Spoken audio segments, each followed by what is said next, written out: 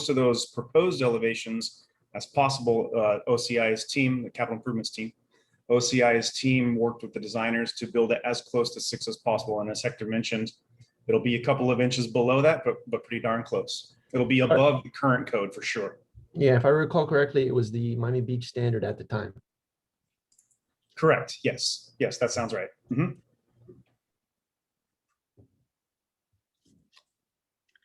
And jumping back to the Corps of Engineers study, I see a question: has the county provided verbal approval of the TSP for the Back Bay study?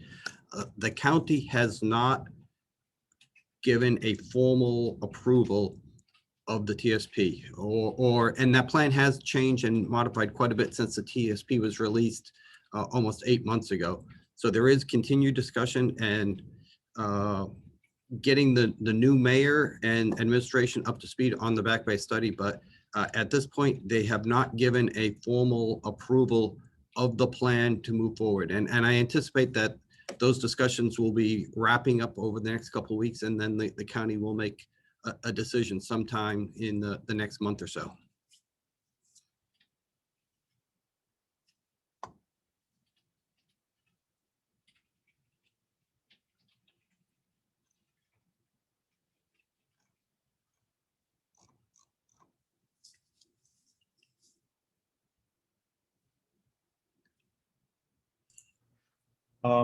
And again, another question about the bonds, specifically related to what kind of community outreach will we be doing to gain public feedback during planning, and then also how will we reach often underrepresented populations, such as public housing, resident councils, and institutions like Miami-Dade College.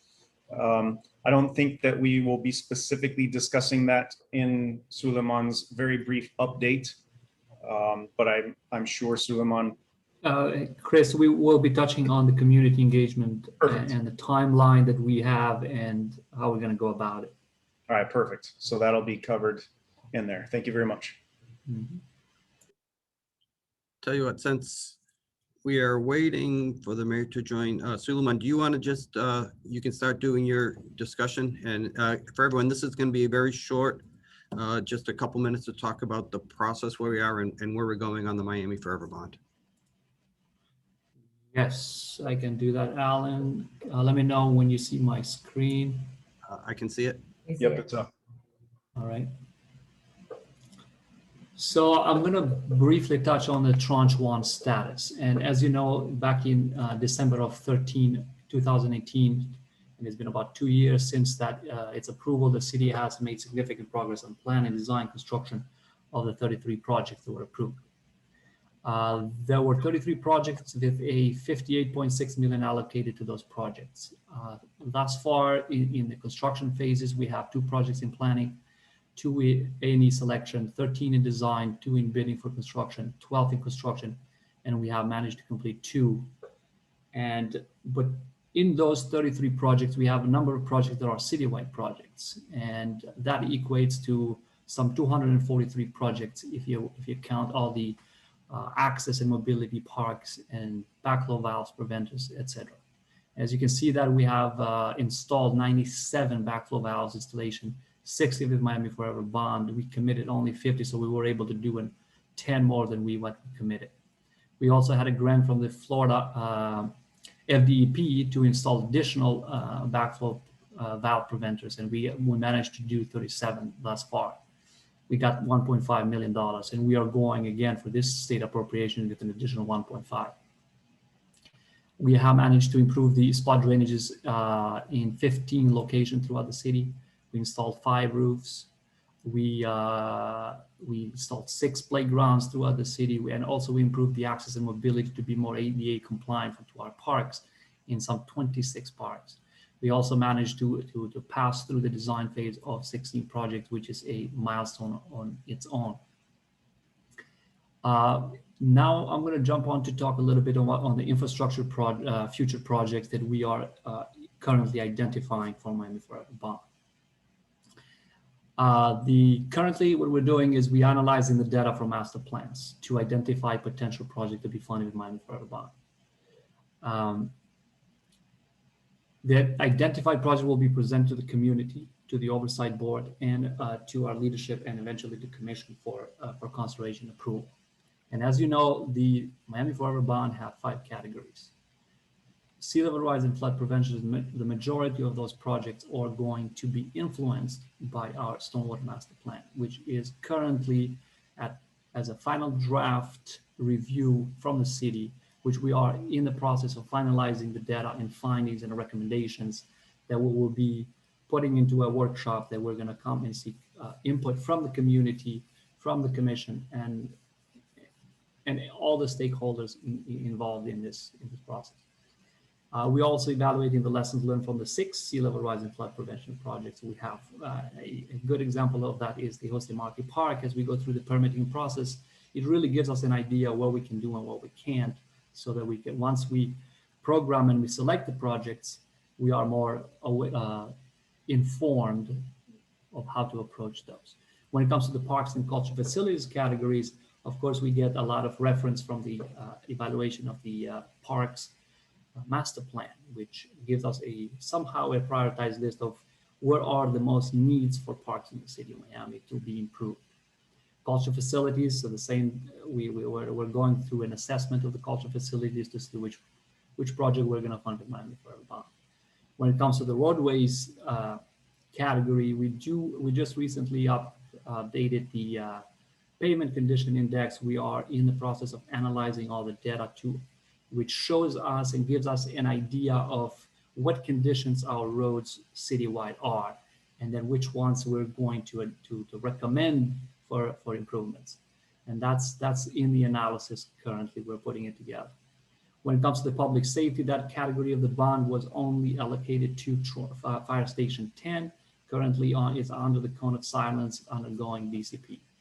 And in terms of the affordable housing, we do have recently the commission approved the intent to reimburse of $40 million, $5 million of which was allocated to the Sawyer Landing, and $35 million of that is for affordable housing and economic development, which the projects come through the pipeline application our community and development office is running. And Alan, I see the mayor on. I don't know if you want me to stop here so we can have him say a few words. No, keep going, keep going. All right. Bill.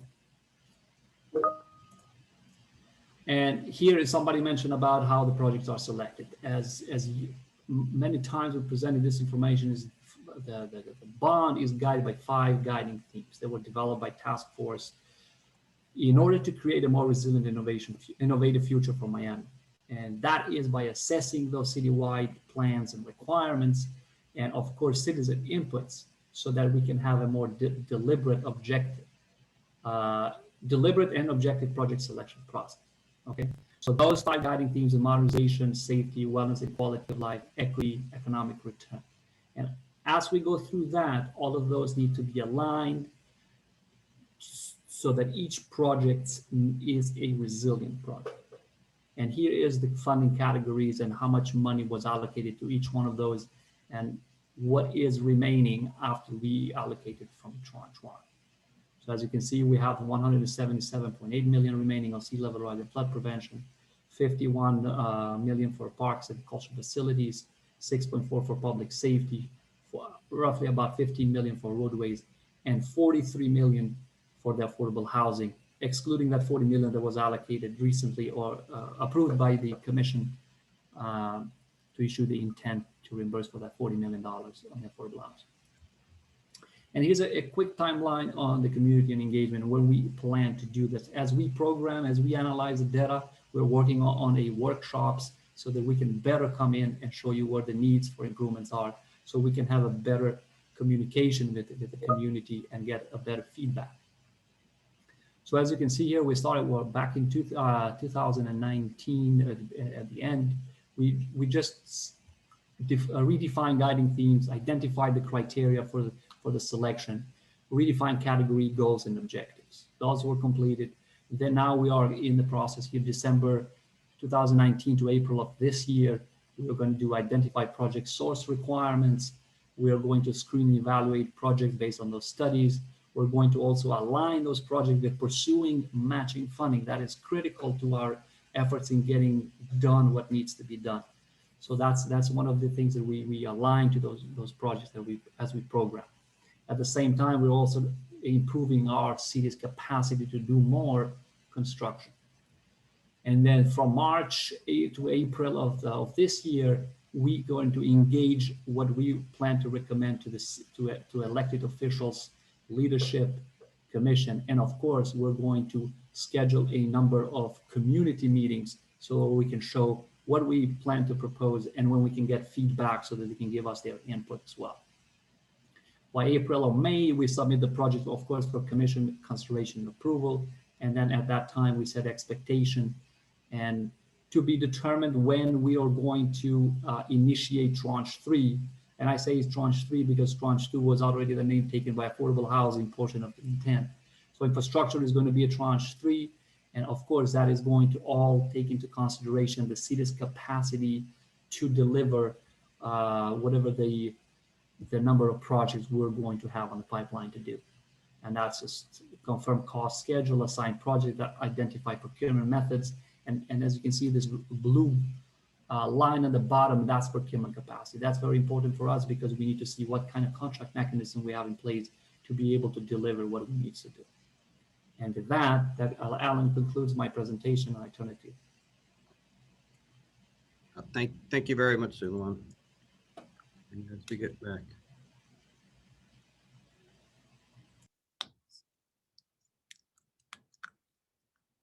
So at this time, if Mayor Suarez would like to make any comments, if he's available.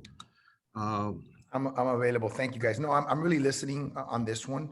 I want to hear more as well. I think what people often may not know is that sometimes when they're getting their briefing, I'm also getting my briefing because of my limited amount of time to meet. Sometimes they're getting a briefing at the same time as I am. So I'm here to listen. Thanks. Okay.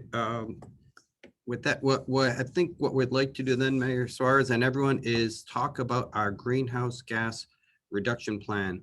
As everybody knows, this has been a huge priority for the city to achieve our goal of being carbon neutral by 2050. And we've been working for a couple months now on how to achieve that and what do we need to do. So at this time, what I'd like to do is turn it over to Alyssa Farina, who's going to go through a short presentation and talk through the interim goals, the how we can break it down by sector based on where our greenhouse gas inventory showed us our issues, our challenges are, and then we'll talk about the public engagement strategy to help put that plan together. So Alyssa, if you can please take over.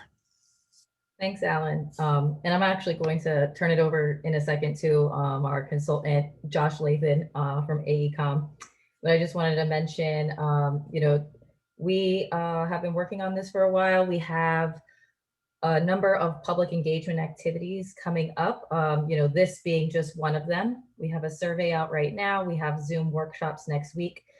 So I'll go over that schedule at the end of Josh's presentation, but just wanted to preface this all with the city of Miami has a commitment to carbon neutrality by 2050. So that's, zero net greenhouse gas emissions.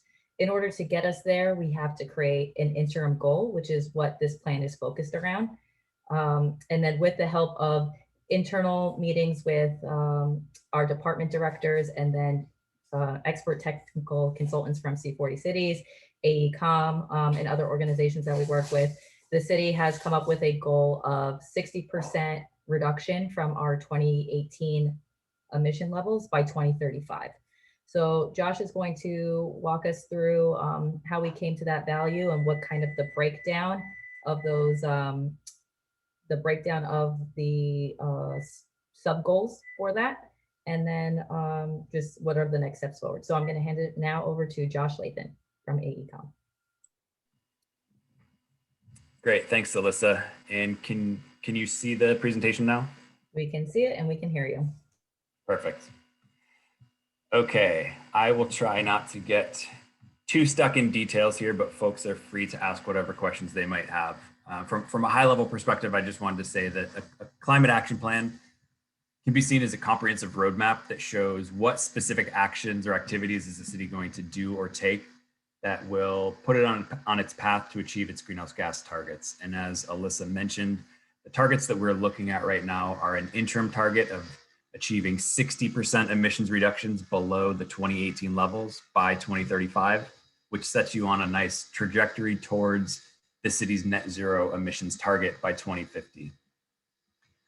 So our analysis started by taking a look at the greenhouse gas inventory, developing some forecasts, and then evaluating what potential targets make sense for the city.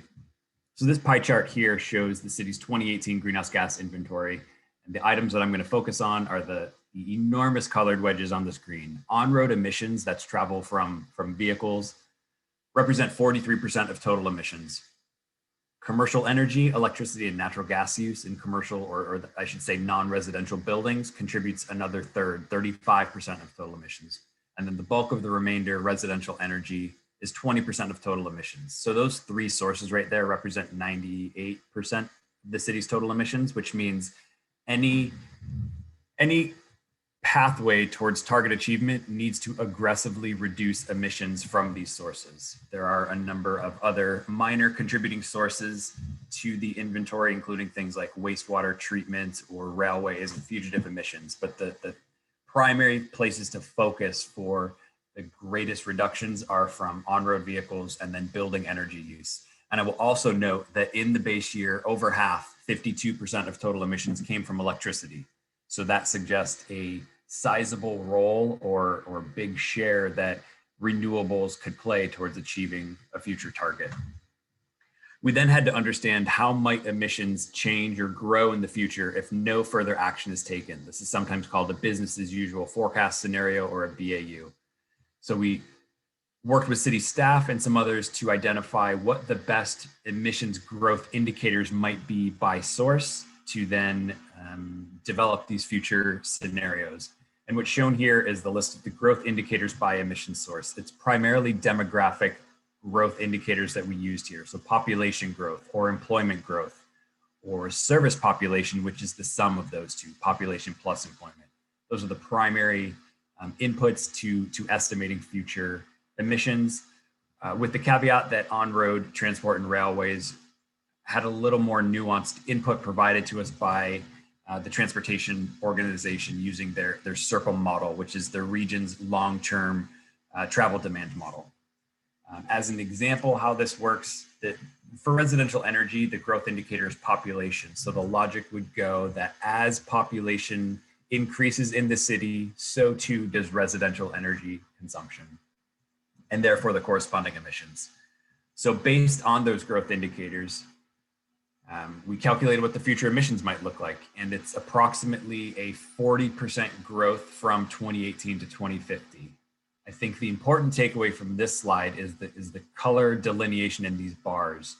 So the bottom portions of the bars are that bright pink, that's transportation emissions. It is consistently estimated to contribute about a third of total emissions. And the light bluish portion of the bar on top is stationary energy, that's building energy use emissions, making up most of the 2/3 of the remainder. It's probably not perceptible here, but at the very bottom underneath the pink bars is a very thin sliver of green, which is the waste sector emissions. We then wanted to understand what might the future impact be in terms of greenhouse gas reductions from the city's known commitments, from the existing and planned actions that the city's taking on. So we work with city staff to try to identify what those commitments are, collect information that we could use to quantify future impact of those actions, and understand what the remaining gap might be towards target achievement. And there's a couple things that we learned. A lot of these commitments are new, they're in their infancy and don't have a track record of implementation data that could be used to estimate future impact. Or the details were sparsely filled in at this point, and again, just didn't have a sound basis for trying to estimate what that future impact could be. There were two instances of what I would call, I guess, strategies or actions that we were able to quantify.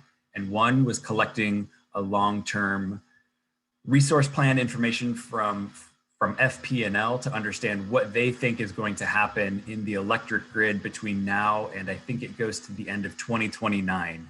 That's as far out as they were thinking. we extended that analysis. We extrapolated those trend lines by energy source to push it through 2050, just to get a high level estimate of what might happen in the electric grid if the trends expected by FP&L continue. And the result is that the city would be receiving about 16% renewable electricity by 2030 and 40% by 2050. The starting point in 2018 was somewhere around 1.5% renewables if you exclude nuclear power from that calculation. So the impact of that action is shown on this chart in the yellow-orange wedge on top. The top line of the figure shows the emissions forecast that we just looked at, and the bottom dash line at this time of the analysis was just an interim boogeyman scenario for target setting.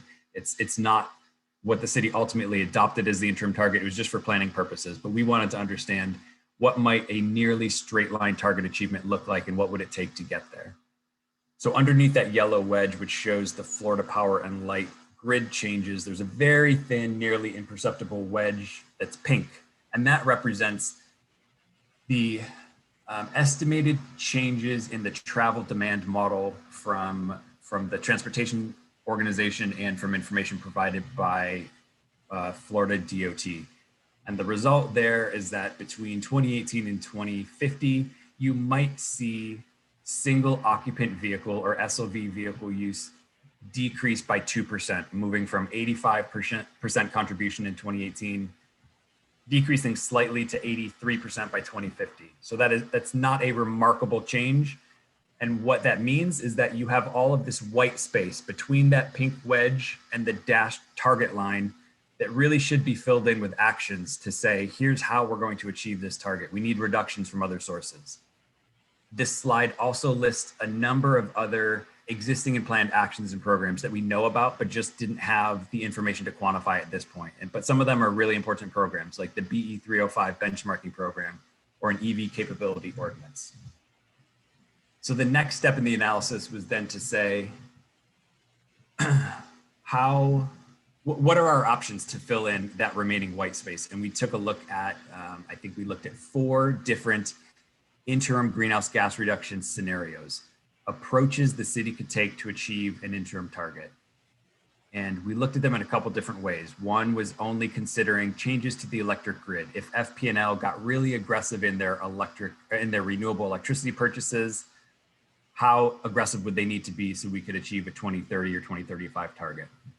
Then we looked at only transportation-based emissions. If we really focused on reducing the amount of vehicle miles traveled or shifting people into electric vehicles, how ambitious would we have to be in those 2 areas? The third scenario considered things that were more directly in the city's control, building energy efficiency improvements and new construction requirements or ordinances, and installation of rooftop solar. So how ambitious might the city have to be in that area if that's the only place that reductions come from? The fourth option was what we called a blended scenario. And we picked and chose from those other 3 scenarios to come up with a target achievement scenario that considers actions from all of the different emission sources and lets the city start today in making action within all of those areas. We had some internal conversations and review about this. We talked to the city's C40 cities member representative and got some input, and ultimately decided that for Miami, a 2035 interim target is probably a good year to choose instead of 2030 that we considered earlier. And a 60% reduction below 2018 levels is something that is ambitious but achievable within the city. So on this figure, the bottom dashed line shows another boogeyman scenario, which would be the curve that C40 cities would like to see in 2035. They would like reductions of 95% below 2018 levels, but it's not realistic. It's not feasible. So we discussed what was doable, and the colored wedges here represent an ambitious approach to greenhouse gas reductions. And the result is at the bottom of that pink hatched mark, that amount of reductions equates to 60% below 2018 levels, which is how we derive that interim target. On the right of the slide, we outline what the 5 high-level goals are. That's how we've been framing these. So to achieve 60% reductions by 2035, the city would need to get to 100% renewable electricity, construct 100% electric buildings. So that is excluding or prohibiting natural gas hookups in residential and non-residential buildings. The city would need to retrofit 40% of the existing buildings' natural gas systems, so space heating, water heating, things like that, and convert those to electric options. 36% of passenger vehicles would need to be EVs by 2035, and there would need to be a 15% shift away from single occupant vehicles to alternative modes or active transportation, walking, biking, light rail, trains, work from home, things like that. Those 5 high-level goals together get the city to the 60% reduction target in 2035. And I should note that one of the primary overarching assumptions here is that the clean electricity objective, that 100% renewables by 2035, relies on the federal government and the current administration to follow through on their commitments. There is contribution and support that's needed beyond just the city. And that is a primary example of where other actors need to make big commitments and follow through on those commitments to help set cities individually on the pathway towards greenhouse gas reduction success. So within that framework, last week we facilitated 4 working group sessions they were internal sessions with city staff to present a draft list of greenhouse gas actions that are related to these high-level reduction goals. And we wanted to hear from folks in general, are these the right actions to consider? Are any of these actions non-starters that we should delete? Are there other opportunities for new actions or revisions? And help us identify what the implementation barriers and opportunities might be. And I'm going to skip through a couple of these to go a little bit faster.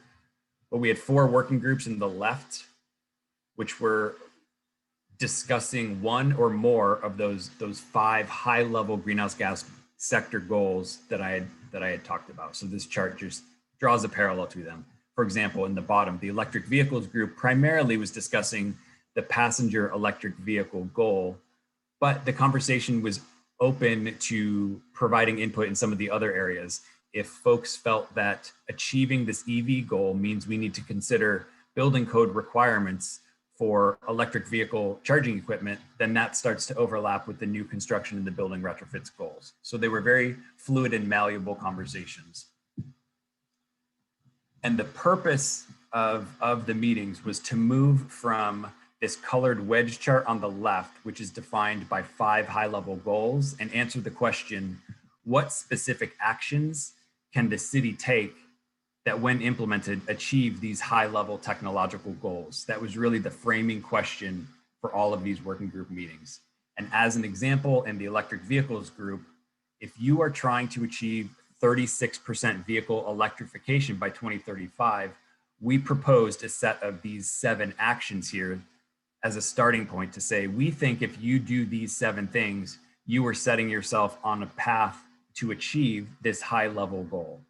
And that set of draft actions is what we then discussed within each of the working groups to identify if any primary actions were missing, if we're missing any big ideas here, if implementation is possible, and if so, what barriers need to be overcome or what partnerships need to be established. And as a final example, just to walk through one of these actions, if the action example to achieve vehicle electrification was to electrify the public vehicle fleet in 2035, the types of challenges that we thought people might say are things related to costs or considering the existing vehicle life that's remaining before you can turn over that fleet, or the accessibility to charging infrastructure.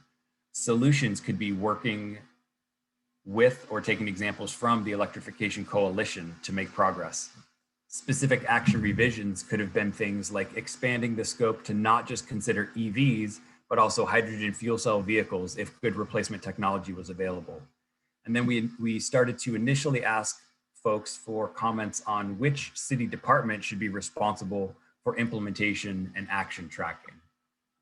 And I will just close by showing the next steps that we discussed in these working groups. So after they were completed, the next step is to review all of the great feedback that we got, revise those actions accordingly, and then start putting this information out into the public through the city's CAP community engagement process to again collect broader and deeper comment on these actions and opportunities for implementation. We would revise and prepare an internal report to share back with city staff what we collectively heard in the working groups and from the public and how those actions were revised. City would then launch its community engagement phase.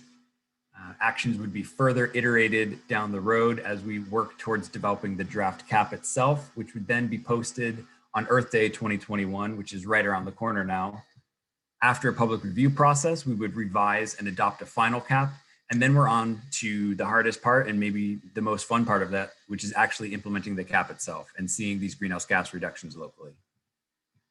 And with that, I will turn it back to Alyssa. Thanks so much, Josh. And I acknowledge that there are many questions in the question and answer. So I hope some of them were answered by that presentation. Some of them are recommendations, so we are noting them. And I just wanted to mention that the schedule of public engagement activities and more information about this project can be found at miamigov.com/GHG plan. So that's greenhouse gas GHG plan. And then the recording of this session will be on YouTube within the week. So the slides for Suleiman's presentation and this presentation, you can re-watch the presentations on YouTube. And that's at miamigov.com/mayorsforum. So with that, I don't know if Alan wants to start going through some questions or No, I'm gonna hand it back to you. No, I would like to open up because I think we've been doing a lot of presenting here and the intent was to answer questions. But just to point out, on March 2nd, 3rd, and 4th will be the first of the public workshops. And we hope you will help to get as much participation as possible in those. We know that you have a lot of great ideas out there that can help to make this better, but we wanted to get the framework in place before we started having those meetings so they would be productive. So with that, I'd say let's open up the floor. And Zalalam, I see you have your hand up first, so why don't we start with you? Hi, everyone. Thanks for this meeting. Sorry, I'm just making sure you can hear me. I apologize. I don't know how to work this Q&A thing, so I didn't know I was responding to different people. But anyways, just one last question. Thank you for your responses. In regards to the Miami Forever Bond, it's good to see that there will be public meetings for input in March and April. But I'm wondering, like, can you go into more detail on like what that might look like how much influence will that public feedback have on the projects? And yeah, I think that would be helpful. And then like, how can we find out when, what will it be sent around on the listserv for the resilience office or something? Yeah, those are my questions basically. Suleiman, would you like to address that? Yeah, I can give it a first stab on that. Hi, Zalalam, good to hear from you. And I don't see you on the video, but it's good to hear from you. Yes, the plan to have these community meetings is definitely to show how we went about and analyzed the data from, let's say, I'm taking an example of Stormwater Master Plan, and how did that planned prioritize their projects and area for improvements and recommendations so that we can see which areas of the city of Miami are most vulnerable to address first with Miami Forever Bond. So when we come to the community, we are going to open up for discussion to see like we can get feedback to show your expertise also, like what do you think about that process of selecting those projects. So we plan to have these community meetings in hopefully March, April area, and so that we can have an extensive conversations with the community. And we would like for you guys to provide us feedback on how we went about and did the process of selecting the areas that we are going to propose for improvement in Miami Forever Bond. Great.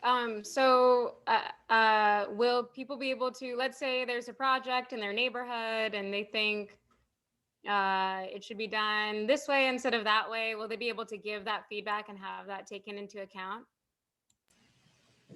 I think in most of the time, we're going to show probably the project. We can see if it is part of our recommendations for improvements.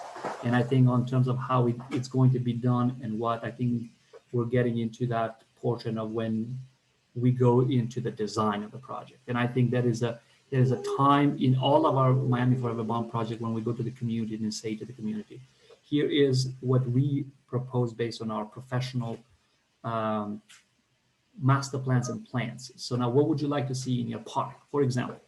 And then that's the feedback you get and you tell us, okay, what do you want to see and how it's going to be done? But that's part of the design process when it comes to that point. Okay, so this is for selection. So will the public be able to propose, like, let's say they don't want a project or they really want a project, is there still space for them to share that in these meetings? Yes, of course. I mean, you can always come in and see like and propose your thoughts in terms of what priority of those projects is going to be. I think eventually we're going to bring it to the commission and they are going to approve it, consider and approve the recommended list of projects. But yes, I mean, we can hear your thoughts and feedback on what you think it's a priority for the city. Got it. Okay, thank you so much. Welcome. Next, we have Paola, who had a question in the chat, but I assume maybe she's Yes. asking it now. Yes, thank you. Thank you so much. A great presentation. It is really encouraging, and I'm thrilled to see that the city is taking a systematic approach to assess greenhouse gas emissions and identify the best areas for actions. So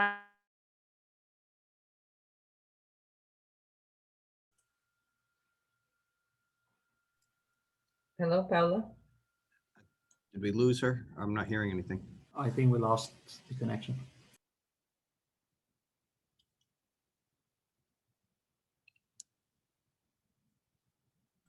Why don't we go to, I think I see Jeanette was up next, and then hopefully we'll come back. engines by 20.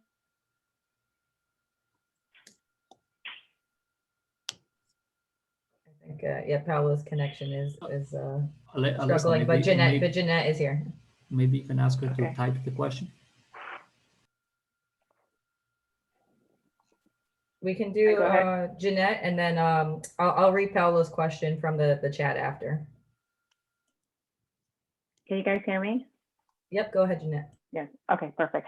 So I really enjoyed the presentation on the Miami Climate Action Plan. I did have a question regarding the community outreach with it in terms of just suggesting if we could add what's under the county purview opposed to the city, so people can clearly understand, you know, what can be done with the city of Miami. I think that I would find that interesting. So great presentation. Thank you, guys. Jeanette, to your point, a big part of the outlining that we've been doing for this plan is showing what is the responsibility of the city of Miami, or the jurisdiction rather, the city of Miami, and where it's going to require partnership with other entities, that being federal government, state government, county, FPL. So that's definitely noted, and we'll make sure to continue to highlight that.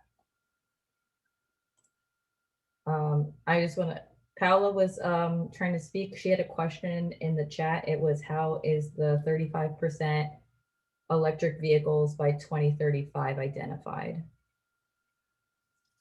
I'll try to answer that, and Alyssa can definitely help me out, or Josh. But you know, when we first started looking at it, we are part of a group called C40, which is a number of cities that are all working on the same goals, which had a shared vision of trying to identify interim milestones, and one of theirs was 2030, but with cities that have been involved with it. As we've looked at it and knowing the time it takes to put some of these major changes in place, we thought that it was really not possible by 2030 to achieve enough. And so we started looking at, well, if we extend it a little bit more, how much could we achieve? And that's how we kind of work towards that 60% by 2035, where we can have meaningful changes in place, getting us towards our 2050 goal, but recognizing that it has to be feasible for us to achieve it. So it was an iterative process trying to come up with a goal that will get us to where we're trying to go. The ultimate goal being carbon neutral by 2050.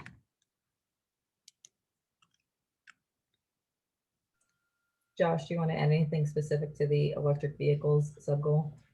I think that's exactly right. It was more derived to show those 5 high level goals were derived to show what does it take to achieve this goal. We then did a quick consideration or an internal deliberation. Does this seem ambitious but achievable? And if the answer was yes, then we moved forward with those goals. If that goal is not exactly right and it should be less, that it can be modified, but what that means is another goal area then needs to compensate and become more aggressive. So we were trying to find that balance to distribute the level of need across all of these emission sources. And I would like to bring out that as we go through these workshops and we start talking to the public, we start talking to different associations or groups in the city, they may say some of these things are frankly unrealistic. They won't be successful, and we need to look at other ways to achieve that same type of reduction in other areas, or there may be opportunities that we missed so that we can modify it. So we're hoping there'll be some back and forth with you to come up with a plan that's realistic, feasible, and we can achieve if we all put our heads together and are determined to make it happen.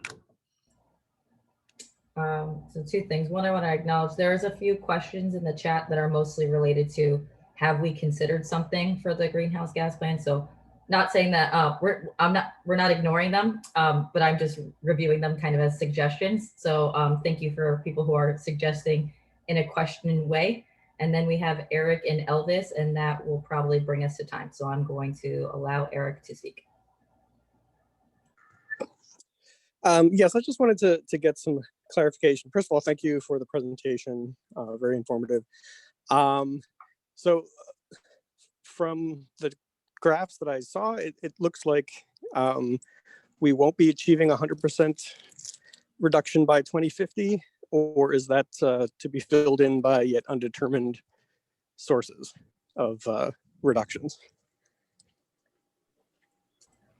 The focus, I'll answer quickly. The focus of the analysis to this point was on the interim target and making sure we had the right actions in place. We have not yet taken the next step to say, okay, if these are our actions, how do we need to increase implementation through the long-term target year of 2050?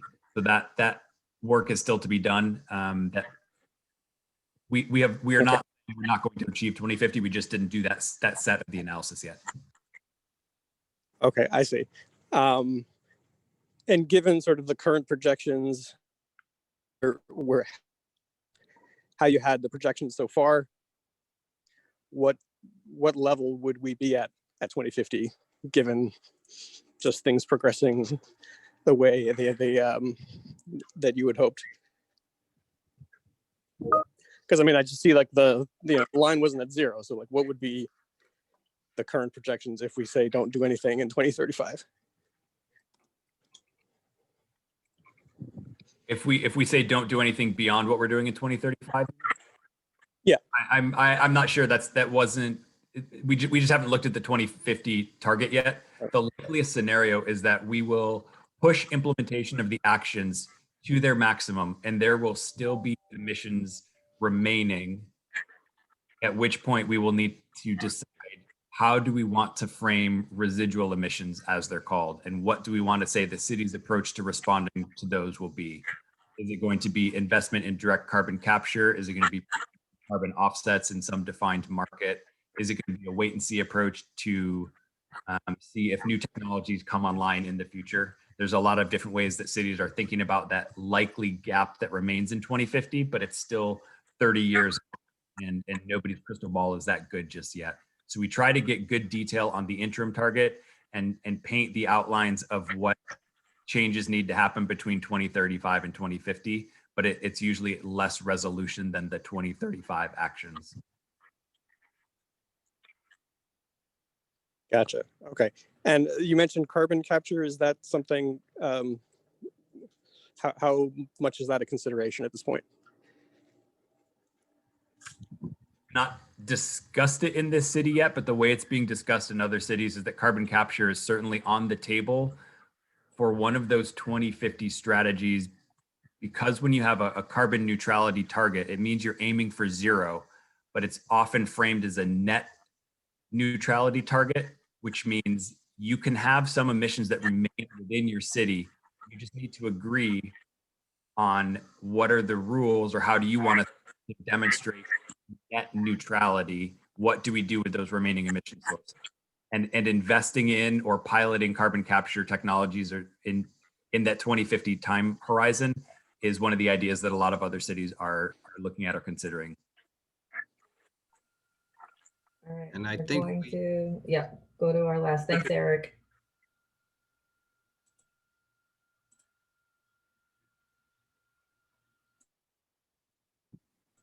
Elvis, you should be able to speak now. Yes, thank you. As someone who grew up in Miami, I very well remember that many of the houses had solar water heaters on the roofs.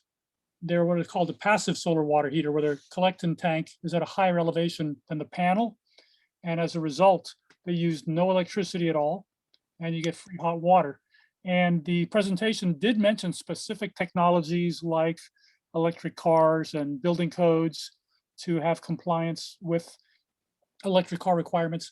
I'm wondering if you guys are aware of passive solar water heaters. They can put an enormous dent in the greenhouse gas emissions if those were mandated. We're very fortunate here in South Florida. We're one of the very few locations in the country that can actually use a passive solar water heater without fear of pipes freezing, like we've just witnessed in Texas. So is that being considered? I think it's a great comment, and I will say that in the working group meetings from last week, these specific technologies to be installed that are addressing electrifying space heating or hot water heating were not discussed. A lot of those conversations tended to focus on what would the implementation pathway be, and what potential does the city have? Where do they have control over making requirements of things, or who would they have to work with to get things modified within the building code or included as a zoning ordinance? So the conversations at this stage tended to focus on a lot of those nuts and bolts implementation considerations, but didn't yet get to discussing the specific technologies that are available, be it an air source heat pump or passive solar hot water heating. But that's a really great recommendation. Okay, thank you. Thanks, Elvis. And I think we are actually over time, but I really would like to thank everybody for participating in the meeting today. And I would ask you again to get the word out about the next month. I think it's going to be a very exciting time. And I've already heard a lot of really good ideas that we can take to throw into this plan to really make it better. So thank you for your comments today, and thank you for joining us. And with that, I think we are ready to wrap up for this month, but we have it. The next Resilience Action Forum is on March 23rd. And again, we'll probably be talking a lot about the same things where we have gotten on the greenhouse gas plan and other initiatives that work on the city. So thank you very much for joining us today. Thanks, everyone. Bye. Thank you. Thank you, everybody.